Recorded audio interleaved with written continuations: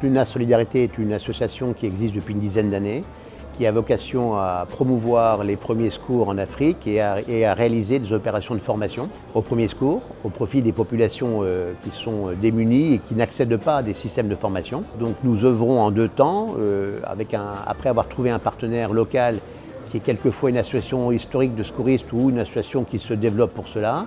Nous venons faire une formation de masse pour détecter les potentiels formateurs au sein de cette population formée. Et nous revenons dans un temps 2, former les gens comme formateurs, en les équipant de matériel, d'outils pédagogiques nécessaires à décliner dans leur milieu la formation au premier secours. La dernière mission, c'est une mission au Togo, où on a déjà été à plusieurs occasions, puisqu'une fois qu'on a formé les formateurs, nous revenons tous les ans ou tous les 1 an et demi les recycler, maintenir leurs compétences. Éventuellement, le programme a pu changer, les modalités pédagogiques ont pu changer, donc on revient régulièrement les visiter. Donc c'est jamais l'opération one shot, il y a toujours une suite, un soutien pédagogique à distance et en présentiel. Et donc la dernière mission, c'était au Togo justement pour recycler la quinzaine de formateurs que nous avons formés au fil du temps de nos présences au Togo. La formation elle est conforme aux standards Europe.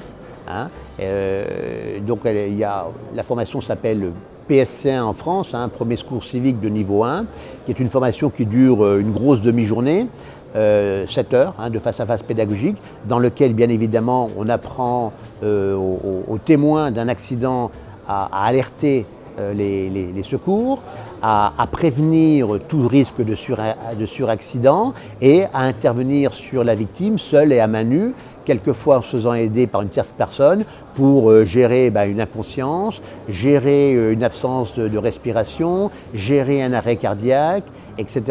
Évacuer une personne qui est dans un milieu hostile, d'un véhicule, dans un incendie, etc. L'extraire d'un milieu hostile. Voilà. Et puis, bien sûr, ça touche non seulement les victimes adultes, mais également les enfants et les nourrissons, pour lesquels il y a des techniques particulières d'intervention, notamment sur l'étouffement. Et là, ça s'adresse aux jeunes mamans, que nous formons aussi souvent et beaucoup dans les pays africains que nous fréquentons. Donc voilà, le programme, il est conforme au programme français.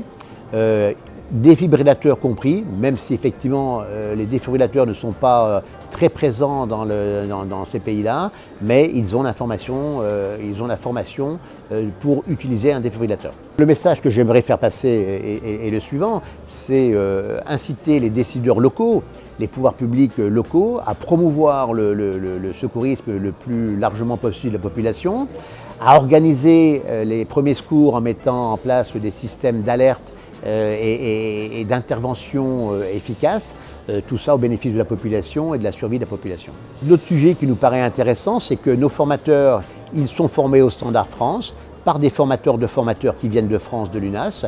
Donc ce qui est aussi important, c'est que les autorités locales reconnaissent leurs compétences nouvellement acquises et acceptent de délivrer une attestation ou un certificat de compétence qui soit valide et reconnu à la fois par les autorités, par les institutions, mais aussi par les entreprises africaines, de façon à former non seulement le grand public, mais également les salariés des entreprises africaines, notamment ceux qui sont exposés à des risques professionnels. L'ensemble des formateurs de l'UNAS Solidarité qui interviennent là-haut sont des formateurs bénévoles, qui prennent sur leur temps personnel, y compris leurs congés, et ce sont toujours des missions minimum de 15 jours à 3 semaines, donc ils sont bénévoles, ils sont attachés à cela, et j'ai un grand nombre de volontaires qui, année après année, veulent revenir ou veulent participer à de nouvelles aventures au Togo, au Cameroun, en Côte d'Ivoire, au Maroc, au Sénégal, au Bénin.